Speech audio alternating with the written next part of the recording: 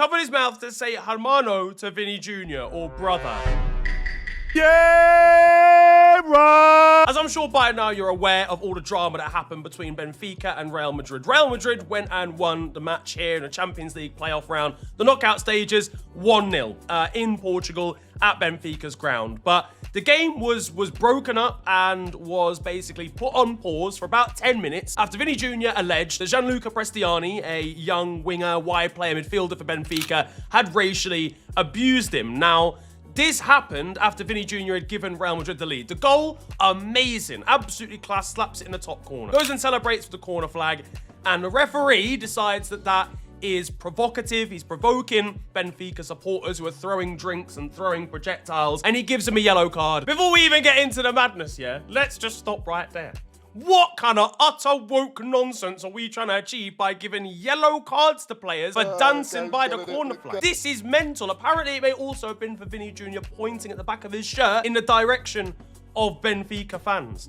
Now, I don't know about you, but I may have seen that celebration approximately 47,000 times in the world of football, and there are many footballers who have gotten away with dancing as part of their celebration. I mean, Antoine Griezmann was doing the L dance from Fortnite for a solid 6 months as a grown adult. If anyone was gonna get a yellow card for a dancing celebration, it probably should have been him. Yet, for some reason, Vini Jr. got himself in the book here. Now, I don't think it's the most egregious decision in the entire world. We're expecting a lot worse, right? But personally, I think it was unnecessary. Anyway, the situation spilled over a little bit. The referee's given a yellow card. When things start to calm down, Prestianni puts his shirt over his mouth and says something to Vini Jr. And Vini, in that moment, says that he said the word mono, which is monkey in Spanish. Vini books it over to the referee to explain what's gone on. Now, in the video, in the fan footage you can see, or in the video, I can't remember if it's the video from the sidelines, you can also see Kylian Mbappe do a double take here. So he's also heard something. He doesn't react as explosively as Vini Jr., but he's definitely heard Prestianni say something and immediately goes to confront him whilst Vini Jr. has gone to the referee, and I think that's kind of telling. Kylian was on it in the press conferences after as well, ripping into Prestianni, wouldn't even address him by name. He only referred to him as the number 25, saying that he should never play in a UEFA sanctioned match again, and that he should never play in the Champions League, saying that he shouldn't turn up to the Bernabeu because I assume they'll just the fans will just get him deported or something. There were other reports saying that he'd used a homophobic slur instead and that he'd maybe agreed to saying that. I mean, either way, let's just get that out of the way. I didn't say this terrible thing, but I did say this terrible thing is a really, really bad way of addressing something. Now, let's get into the nitty-gritty of this, okay? So, the obvious overarching thing here is that unless some microphone somewhere has picked something up, the true reality is that we are never gonna fundamentally know whether he said that unless somebody on his team reveals it, unless he acknowledges it or accepts it, which he's never gonna do because he doesn't have to, or if maybe Camavinga comes forward because he was also right next to him at the time. There's not gonna be a way to prove this, and I'm gonna just say that right now, and that's gonna make this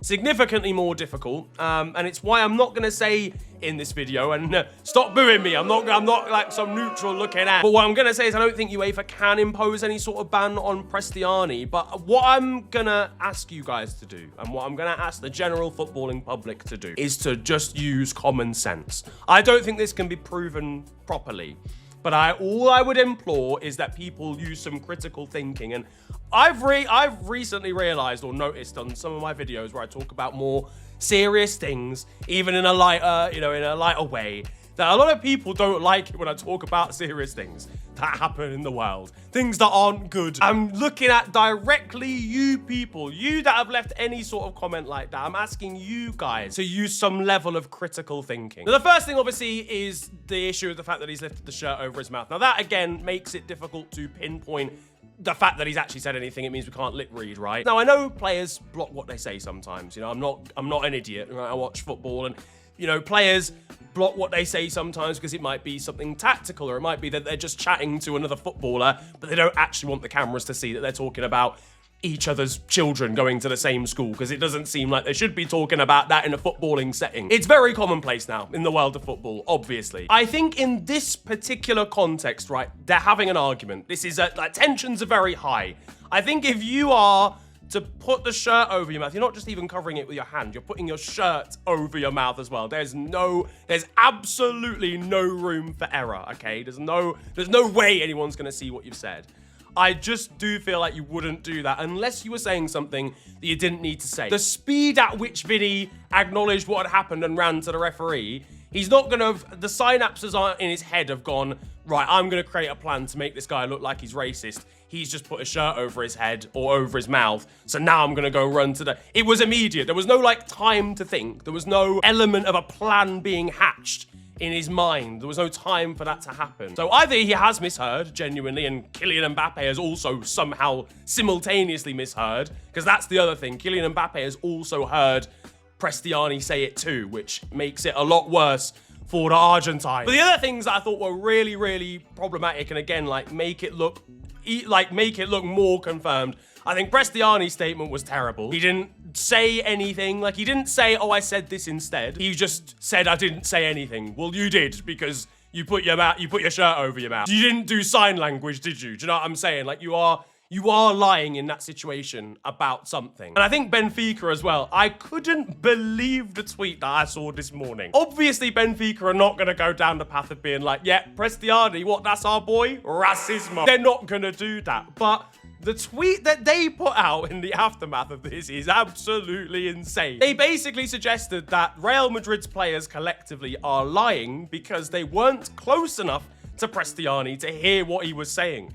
Now, I want you guys to have a look at these screenshots, okay? From the moment at which Prestianni said this, I've got 2 separate angles for you. Don't worry about it. And I want you to judge for yourself whether you think that any of, like, Real Madrid's players were too far away to hear what was said. There's actually 3 players here who are well within ear radius of what's going on, and that's Vini Jr, Kylian Mbappe, and Eduardo Camavinga. Could I just say, actually, by the way, if he has said this, brother, you have got no manners. You've said it around 3 black donnies. You didn't even say it around Fede Valverde or something to try and soften the blow. You went and said it right in front of the 3 black dons. I think them lying, again, harms the defense. It's not only completely unprofessional, like I've said. It's not only completely shameless, but it's also just factually incorrect. It's like such a grasping at straws argument. If you'd come out and been like, look, we are against all forms of racism. We strongly, strongly believe in anti-racism campaigns listed, but we have to conduct an internal investigation. Prestianni's never been involved in something like this before. Then, okay, it's not going to get a great reception because you're going to have Real Madrid fans and the general public still coming at you, but at least it's professional.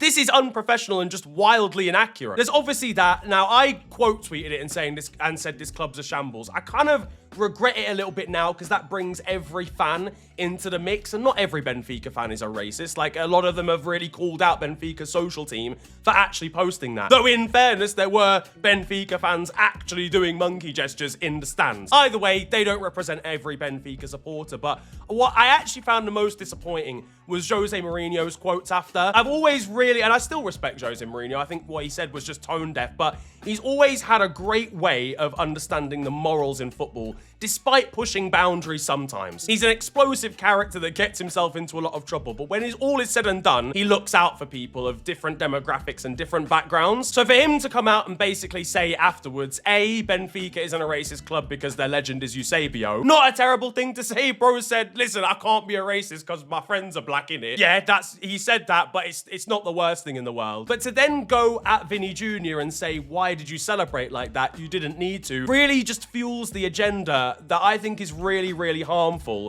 A black player who's overconfident or dances deserves to be racially abused afterwards. That is an absolutely insane victim-blaming line of thinking, right? Just because, even, let's just say for the sake of argument, Vini Jr had gone over to the Benfica fans, yeah? He'd taken his shirt off and there was a Porto shirt underneath or a Sporting Lisbon shirt underneath. Yeah, cool, he's provoked them, definitely. Shithousery award, like we'd give to the likes of Jamie Vardy when they do stuff like that, or Zlatan Ibrahimovic when they do stuff like that. But, and yeah, cool, yeah, if they want to give him some stick, if they want to say that you lost the Ballon d'Or to Rodri, or you've not won the World Cup, Otamendi has, which is something they were, having a joke about later on in the game, then fine.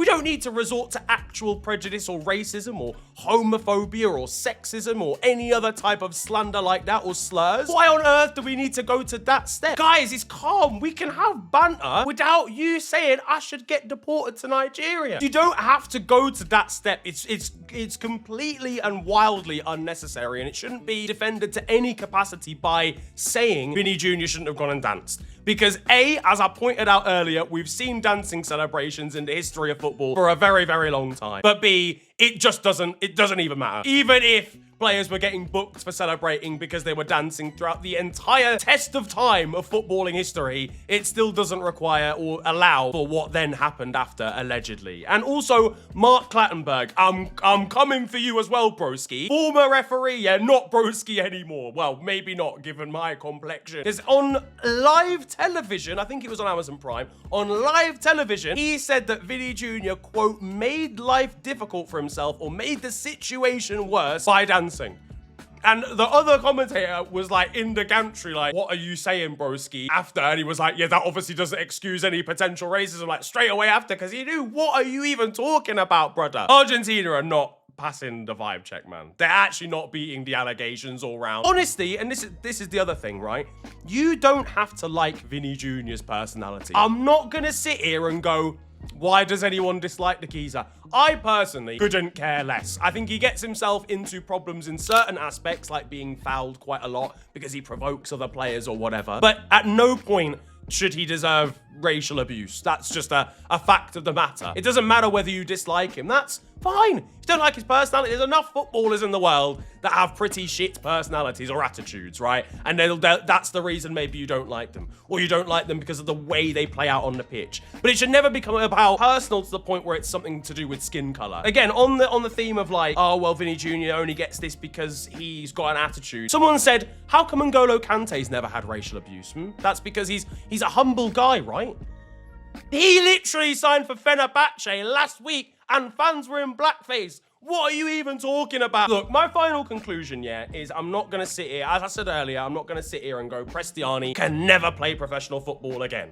Because at the end of the day, when all is said and done, we can't actually confirm that he said it right at this moment. We can come to a pretty informed conclusion based on what Mbappe, Vini Jr, and maybe in future what Eduardo Camavinga are willing to share. But I think all I'm asking is for people to take this scenario like more seriously. And I mean prejudice in all walks of life, yeah? A lot of prejudice sometimes is one person's word against another. And it can feel pretty lonely. I've had it. It can feel quite lonely. It can feel like, man, other people might not believe me because I don't have evidence that that was said to me, but it did actually happen, and it's sad and it's frustrating and it angers you. So I think, you know, you can have whatever opinion you like about Vini Jr. I'm actually using this as like an example of like wider life, not just in football and not even just racism. If a person comes to you with this sort of something that's been said and you can provide context clues, and you know, sometimes you don't have to have like absolute conclusive evidence to feel some level of sympathy for someone. That's it. Vini Jr. has been racially abused in football. We've seen it on camera, okay? We might not have seen